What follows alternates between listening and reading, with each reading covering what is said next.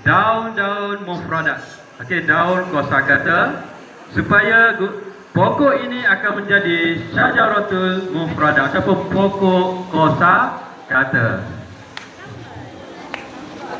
Tepuk.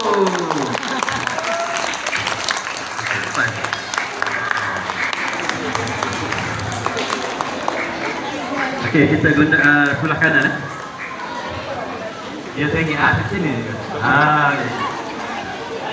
Kita akan suburkan sebelah kanan dahulu. Kemudian murid-murid nanti akan suburkan pokok ini sebelah kiri.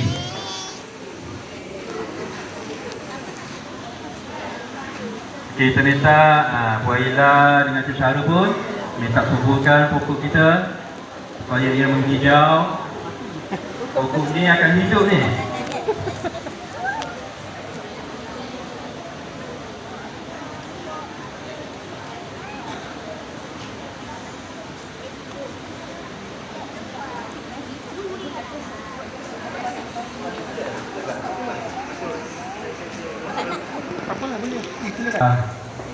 Dua dahan, tiga dahan. Bangun.